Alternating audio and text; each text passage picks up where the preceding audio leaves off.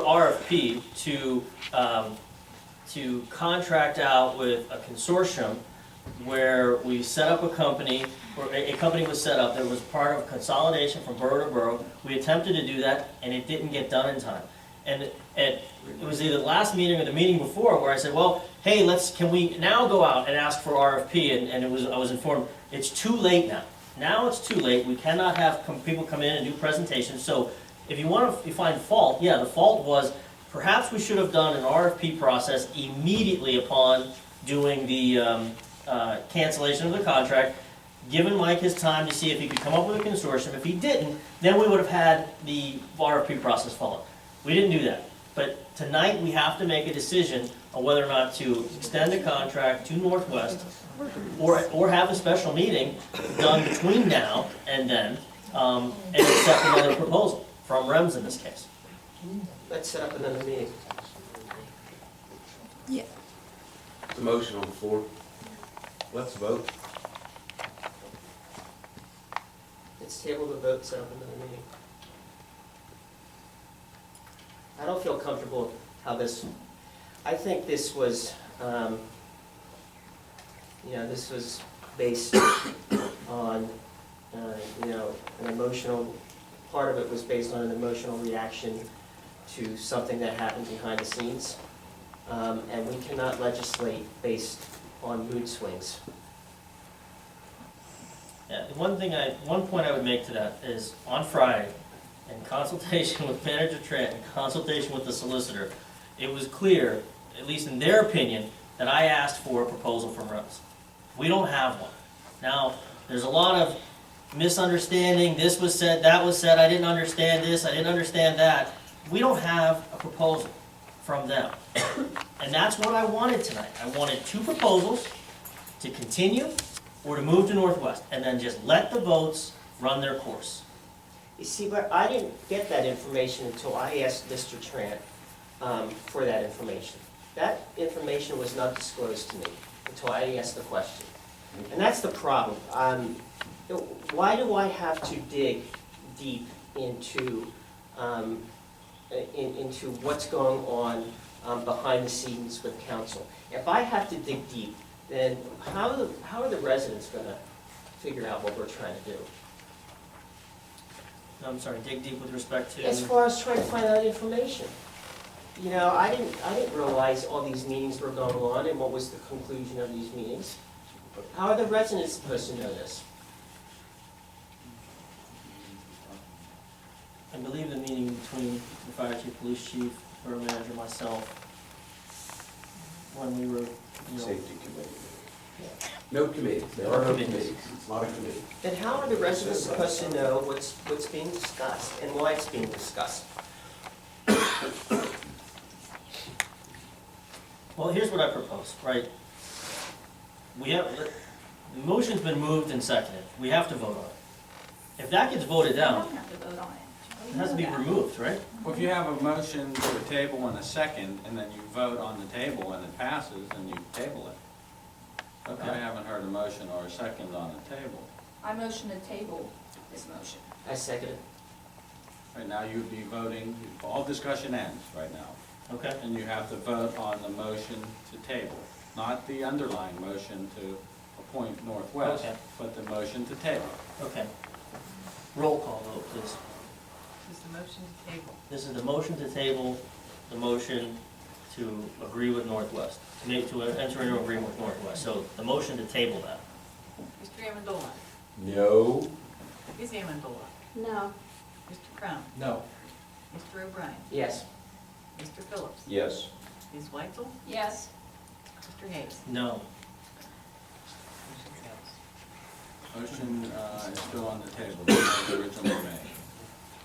Roll call vote, please. Mr. Amendola? Yes, to appoint Northwest, right? Yes. Okay. Ms. Amendola? Yes. Mr. Crown? Yes. Mr. O'Brien? No. Mr. Phillips? No. Ms. Weitzel? No. Mr. Hayes? Yes. Motion carries. I'll entertain a motion to approve the work authorization for Gateway Engineers to prepare design specifications and bid documents for the 2015 road paving program for an amount not to exceed $12,000. So moved. Second. Any discussion on this motion? Hearing no discussion, all in favor? Aye. Opposed? Motion carries. At this point, we'll take in any additional citizen comments. Please keep your comments to 3 minutes or less.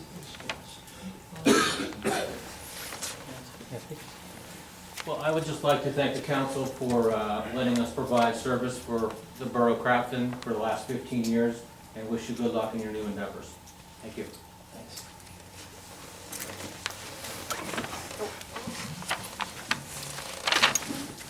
I just didn't know on my the response it would be getting back with me. And I'm much better one-on-one. I can give you my phone number. If I could meet with anyone on council, I'd be willing to do so and discuss Ewing Road and some other issues, but I'll take your comments and concerns, and I'll take them to Manager Trant and Rob.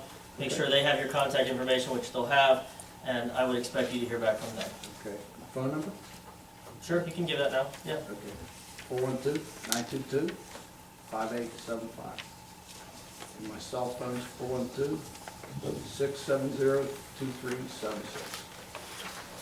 And just for your own edification, right, no final decision has ever been made yet on Okay. Ewing, right? Okay. It's been I didn't know. closed, it's always been a temporary closure. We haven't decided to eliminate the road or reopen it under any time frame. It's just, it's still an open item, and you have a right to, I mean, I don't know when we might be able to close that, but it's worth having more discussion about. Thanks. I appreciate problem. that, yeah. President Hayes, we have one more item under public safety for discussion. It's the oversight and monitoring of the EMS services. Oh.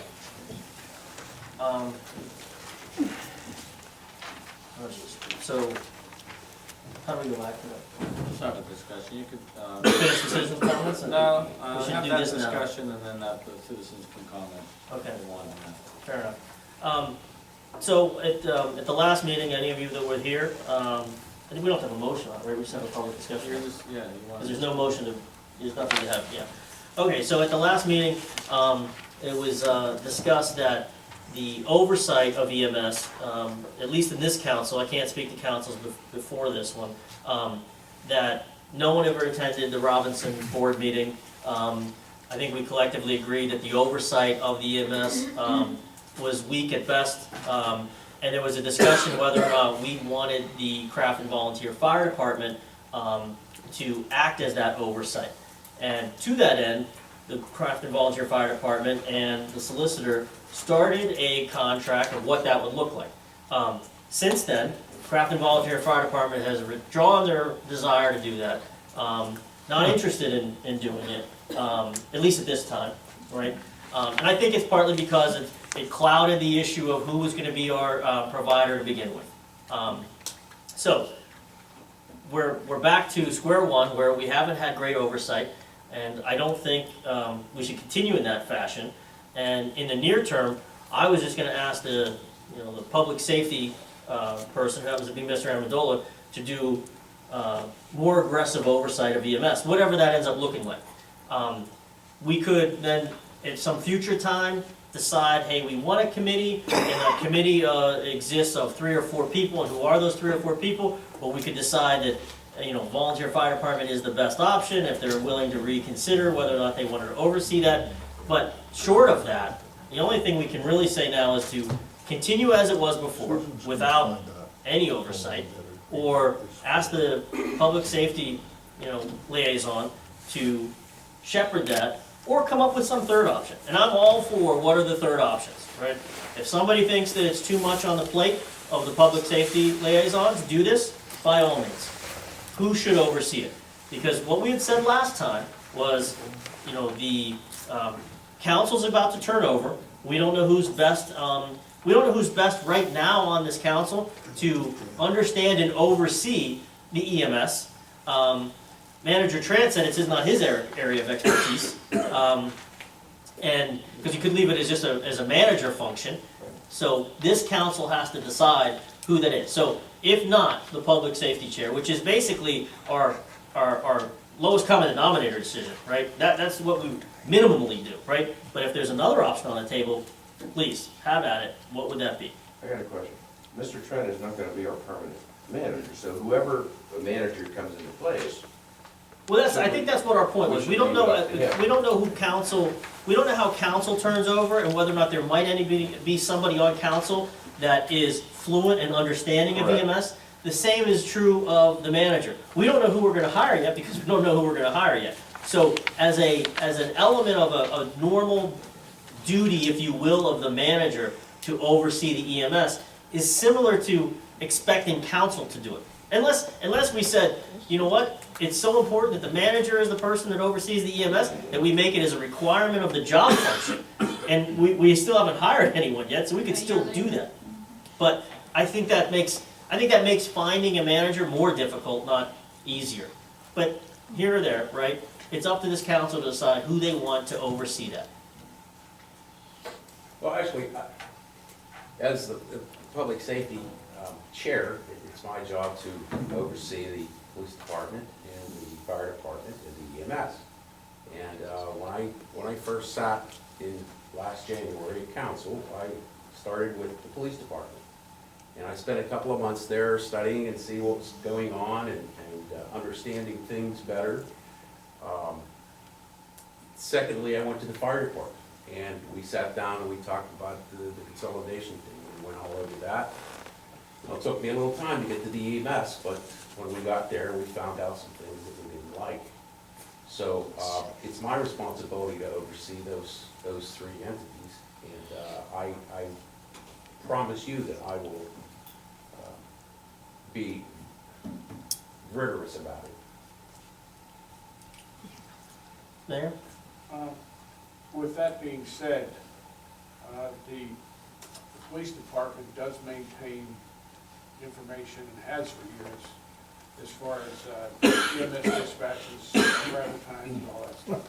And I'll direct the chief of police to coordinate with the public safety chair as far as coordinating and getting reports as required that he would need so he can report back to this board. Right, so I would just ask that between the chief of police, between Mr. Amendola as the liaison for public safety and the manager, come up with some document, some artifact that we're going to record. And it doesn't have to be set in stone that the next one you come up with is one we're always gonna have, right? But have some artifact that gets published, that gets shared with this council, that can start to see what oversight might look like. Because we're not deciding today that that's the way it's always gonna be. It's really, we're deciding that today for at least the next 2 weeks, or at least the next month, right? And if we decide then that, hey, it's too much to ask just one person to do, or it's not your area of expertise and we wanna come up with somebody else, we can do that. But at least we'll start then to have some color around what oversight looks like for this particular service. Okay? Okay. All right. Any other discussion on that? I got one question. Mr. Amendola, you said that you spent how many months with the police department trying to figure out how things work? Yeah, that's what I said. Now, how many? You said a couple months? Yeah. And you were a police It's officer for how many years? It's continuous, 33 years, buddy. And you didn't know how it worked then? Now it's working now. I know when I worked there, the police department was pretty much upside down, but it's going pretty well now. All right, that's not productive. And April, did you have any other discussion on this? No, I would maybe, now that we have a lot of members of the public here, we could give an update on the manager search and how that's going. Yeah, so the manager search, to the members of the public that weren't aware before, we attempted to hire, we went through a process where we got resumes, we vetted those resumes, we had 2 rounds of interviews, we selected a top list of 3 candidates, we tried to extend an offer to, first our number 1 candidate was turned down because of money, we decided not to match the money, we did it for the second candidate, exactly the same thing happened, wasn't matched for money.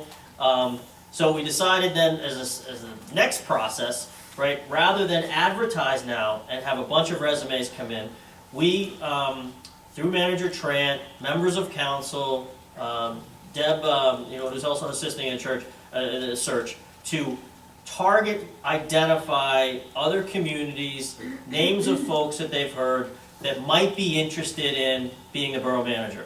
And then we've solicited directly with those folks, come up with a list of, correct me John if I'm right, 13 names 11 names? 11 names.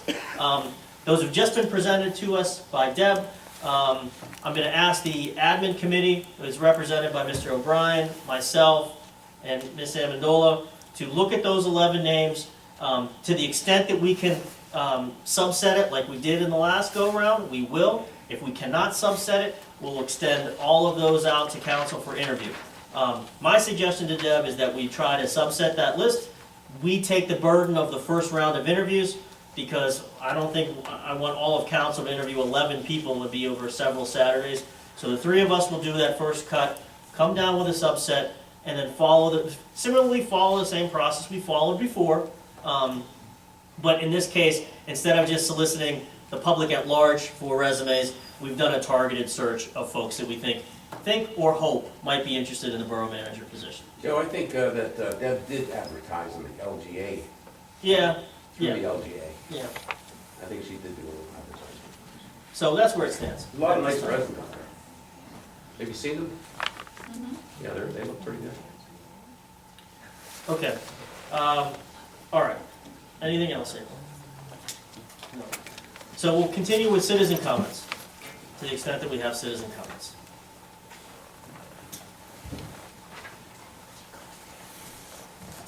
As I've attended the last few meetings and have been watching the meetings on television, there seems to be a thread of how does the public become more engaged and more aware of what is going on. And there's like talk about whether we have committee meetings, whether they're open. And my question to council is, how do we as the interested public become more aware of our opportunities to know what is going on with council, where we can more effectively have input before things come up for motions, for voting. And if someone can speak to that, I'd greatly appreciate it. Thank you. Okay. Any other comments?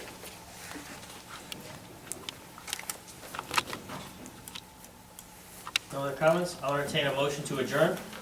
Wait a minute, I thought you were going to respond to what she said. I guess No. I don't have to. No. No, I mean, Okay.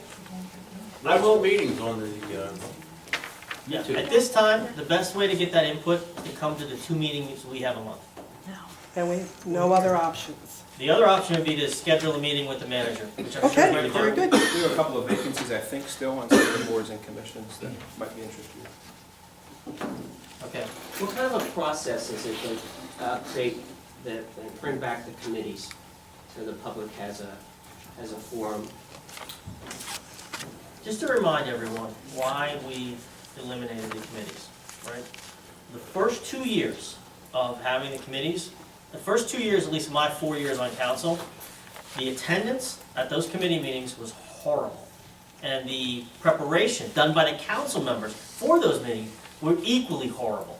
So what we decided to do was, instead of having a third meeting, and it wasn't a third meeting, it was actually more like 8 more meetings, because it was the 2 meetings that we had for council, plus the 8 committee meetings, or 7 committee meetings, or 6 committee meetings, however many the president decided to have of committees, right?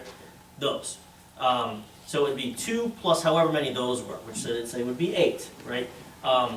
Rather than have those and have them canceled, and have the attendance be poor, and have council not prepare, because then what would happen is, if you actually did have a council meeting, or committee meeting, then you would come to council, and you'd update council on what happened in that committee meeting, right? So it seemed to be a less efficient use of our time. So the current system is to have that robust conversation that we would have expected to have at the committee meetings, to have at the first meeting of every month, which we call the working meeting. And the second meeting of every month to be the voting meeting, based on discussion that was had at that first meeting. So the idea that we're not having this discussion is wrong. We have this discussion at the first working meeting. Now, the truth of the matter is, many of those first working meetings, we don't have an audience like this, and we're meeting with ourselves again, right? So, but to answer your question, how you change it? How you change it is to make a motion right now to reorganize council, and put a president in that wants to go back to the way it was. Well, we don't want to go backwards. I don't want to go backwards, but I don't want to sit here and argue every meeting because of information that we don't have and the residents don't have. I feel really uncomfortable when a resident comes up to that microphone and questions where, when and how things are decided. And those questions are coming because things are being discussed without their input. And I don't think that's acceptable. Dave? Other than a full house tonight, how many people are generally at a council meeting? It does not matter. It does not matter. The people, if we have a committee meeting and no resident shows up, they should have the opportunity to come to that meeting to hear what's going on in that committee meeting. That's the There's first. some of the council people don't even show up for meetings. Right. So, of the last meeting from last month, the discussion meeting from, I looked online and I watched it twice, and I was number 36 and number 37. Okay? Wait, I'm saying this generally in any community. Now, this doesn't just have to do with council, this has to do with volunteerism, community support. Nothing ever happens in this room unless there's an issue. You remember the Clearview Avenue issue, packed house. Once we resolved that, empty house. You know, generally speaking, the citizens of the community, if it doesn't affect them, they don't care. I mean, if it doesn't have, you check the next meeting, you check the next meeting. I would love to have people here with input every month on issues that are going on. Mr. Logman come in tonight about Ewing Road. Did I discuss Ewing Road with council before about the condition of Ewing Road? It has been discussed, but nothing ever happened. And until this issue keeps getting pushed before the people show up, if we start calling deer like Mount Lebanon did, you'll have the house packed again. But we need to have people coming to every meeting and to be able to be informed as to what's going on. They're not watching the tape. I wish they would, but they're not watching the tape. Okay? So what do? Committee meetings aren't going to be the same. Dave, they had committee meetings for years. Okay? Very, very low attendance. Okay? What do? It's a community. I mean, I'd love for it to be. But you have certain people that are involved in a community, and 95% of them don't care. Period. I'll entertain a Wait, I'll entertain a motion to, citizen comments. Since Dave brought it up, I've been to almost every meeting, and I don't know what's going on.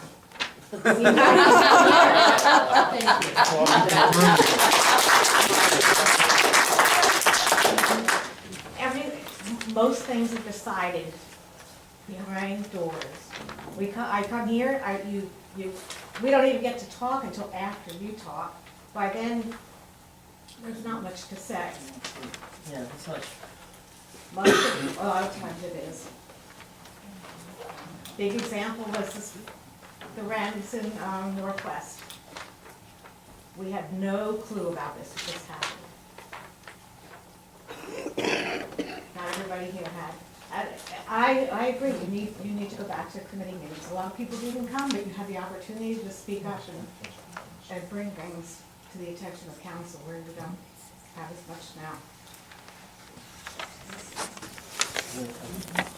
Sure. There's two times on the agenda when the public has an opportunity to comment. So I'll just address your comment that you don't have a chance to comment until after. Even tonight, citizen comment regarding agenda items only was the 6th item on the agenda before anybody made motions or took a vote. So that is always on your standard form agenda. Right, but these items haven't been discussed, so we don't know what you're going to say, so we can't discuss it before. That's the problem. If we discuss it, we don't get an answer, because you don't answer. So we have to wait until you do the motion and the discussion, and then it's too late.